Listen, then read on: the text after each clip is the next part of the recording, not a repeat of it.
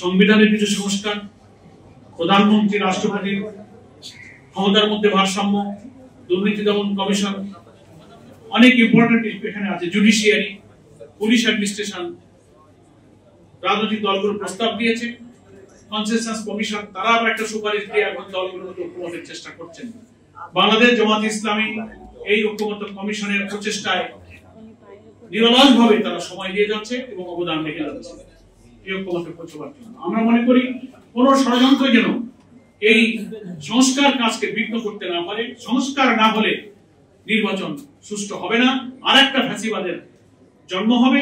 এবং আওয়ামী কালো যুগে যে নির্বাচন আমরা দেখেছি, দিনের ভোট রাতে হয়েছে, ভোট কেন্দ্রে মানুষ যেতে পারেনি, আমি আর ডামের ইলেকশন, এরকম কোন ইলেকশন দেশের মানুষ মেনে নেবে না বলে আমরা মনে করি বিফোর ইলেকশন অবশ্যই আমাদের এই সংস্কার কাজ শেষ করতে হবে।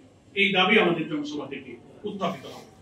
নেক্সট আমরা দাবি করেছি জুলাই গণ অভ্যুত্থানে যারা শহীদ হয়েছেন প্রায় 2000, আহত হয়েছে 20,000-এর উপরে, শহীদদের পুনর্বাসন, আহতদের পুনর্বাসন এবং চিকিৎসা এখনো শেষ হয়নি। তাদের কান্না, তাদের চোখের পানি, তাদের আহাজারি এখনো চলছে।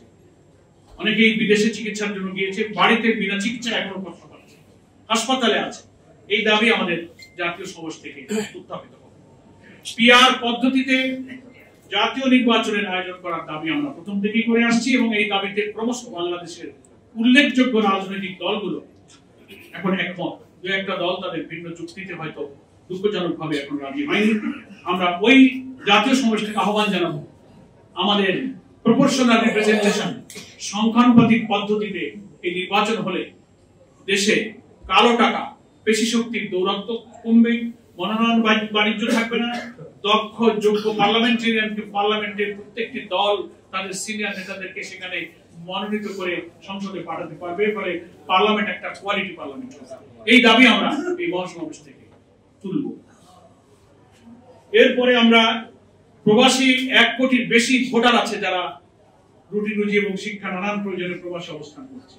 এই প্রবাসীদের ভোটাধিকার তো দিতেই হবে, ভোট কিভাবে তারা দিবে সেই ব্যবস্থাটাও নিশ্চিত করতে হবে। আলহামদুলিল্লাহ বাংলাদেশ জামাত ইসলামের পক্ষ থেকে লিখিতভাবে আমরা একটি প্রতিনিধি দল ইলেকশন কমিশনকে দাবি আগেই জানিয়েছিলাম এবং বারবার আলোচনার পর ওনারা নীতিগতভাবে একমত হয়ে তার প্রক্রিয়া ওনারা শুরু করেছেন। আমরা এই দাবিও এই জাতীয় সমাবেশ থেকে আবার তুলব।